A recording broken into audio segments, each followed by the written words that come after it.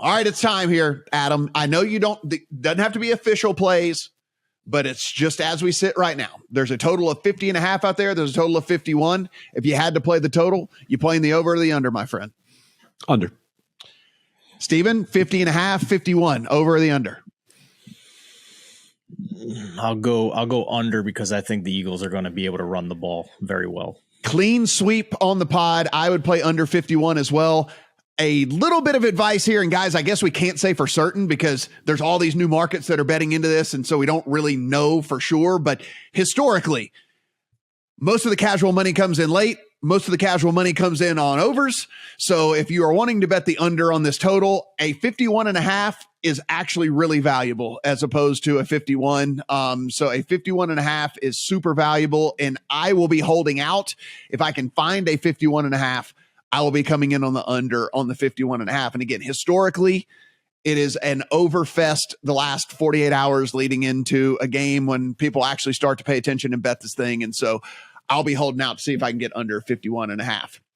Hey, Matt, all right, guys, here it is. How are you going to be betting this? Listen, we know you're going to have some sort of action one way or another on the side or the total, whatever. I mean, on the side or the spread, whatever it is. Adam Candy, are you going to be betting the money line? Are you going to be betting the spread, and which team's it going to be? Nope. I will have no money line or spread bet on this game. This is the one game a year where we have so many better ways to attack this game than dealing with a 1.5 that I want nothing to do with that. There are too many ways this game could go. Look, my lean is Chiefs, but it is not nearly strong enough for me to play it. And so there are so many different ways to go about this. And think about how often we talk about playing teasers, right? Your only option in this game is if you want to tease it with the total. And I would not suggest that in any way, shape, or form. So to me, I will have probably 85% of what goes into this game on props. Steven, side, what you doing? You know I like teasers all year long, and the Chiefs are in teaser range. Can we tease that with an XFL or USFL game or something? There's is probably that some sort of cross sport thing that you can tease or something, whatever. Something along. Do the long teasers work in those leagues, or is it just the NFL? All right. I'm not playing the side I'm not playing the spread in this game or the money line. I have those Eagles futures. I have them at good numbers. I do. If forced to make a pick in this game, I think I would take the Eagles because I do think that they are just otherworldly running the ball and that physicality wears on you. And I just have, a philosophical belief that in this era of the NFL, when you have that rookie quarterback contract cheat code and you build up your roster as well as the Eagles have at every other position, I believe that will overcome an opponent that has the better quarterback and a better tight end, but not better at any other spot. Yeah, I don't have a ton of conviction, really, and that's weird because most Super Bowls I do. That said, I'm going to hold out to the end, kind of like we were talking about historically when there is, if you want to bet an under, you wait until the end. If you want to bet the favorite on the money line, you typically wait till the end as well. For whatever reason, historically, the people want to come in and they want to win more money than they put down. And so the money line of the underdog gets bet very heavily, which actually creates a little bit of value on the money line for the favorite. I'm going to have a small play on the Eagles on the money line. I actually do think the Eagles are the better team. I had them number one in my power ratings for the vast majority of the season, as you guys both know.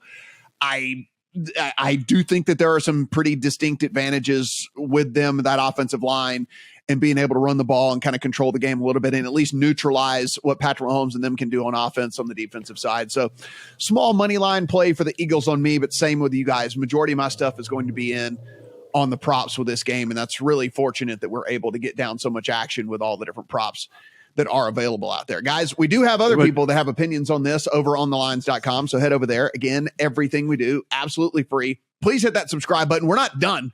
We're going to talk draft. We're going to talk basketball. Everything, golf, everything is happening on this channel. This is just going to be us for the football season. Guys, it's been an absolute blast. I appreciate you guys each and every week coming in here and us giving, what I think was some pretty good analysis this season. I know we won more than we lost. There were some pretty bad weeks that were mixed in there, but some really good weeks as well, and feel pretty strong about some of the stuff that we've got heading into the Super Bowl here. And, as a reminder to everyone, rest of country out there, there's always live betting as well in the Super Bowl. So if you see anything, you can get in on that. Hey, Matt, just 30 seconds on this. Steven's talking about the Eagles Super Bowl futures that he has. If you're someone out there holding a future on either one of these teams, how are you approaching live betting as a potential way off that if it's not going your way?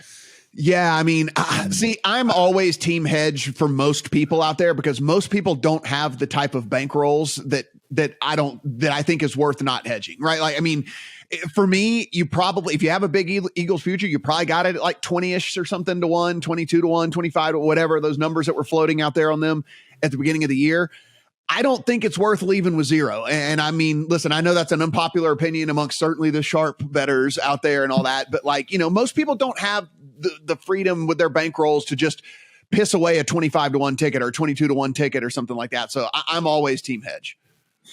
For me, it's hoping that the opposite team of your futures ticket gets to plus 3.5 on the live line at some point. You know, it doesn't matter at what point. Hopefully, obviously, in the first 3 quarters, what we're looking for. If we can get a plus 3.5 and try and middle this for like a quarter of your potential profits, I think that'd be fine. And then you have the chance of winning both of your tickets if they wind up in that middle. So that's kind of where I'm at. And you know, last bet for me, Matt, is the fact that we have a game with a spread of 1 and a high total. You can get a prop to have this game tied at any point after 0-0 for minus 115. We're going to have lots of scoring opportunities, and it is an evenly matched game. Pretty good chance at any point in this game after it begins, we're going to have another tie. So I like that bet as well. Guys, head on over to TheLines.com, take in all the great words that are over there. We have tons of opinions on this game, as you could only imagine. Great breakdowns of offenses versus defenses and everything like that you need to help make your informed opinion on everything. Take advantage of the prop finder. It is a button right there, dead center in the middle of the page. This is the most important time of year ever to take advantage of the prop finder. You are going to be able to find the best number, the best juice, the best everything that you are looking for out of this myriad, thousands and thousands of different props that you have out there. And it will help you make the most EV bet that you can make for the number that you are looking for. For Steven, for Adam, I'm Matt. Good luck on all your bets here on the Super Bowl.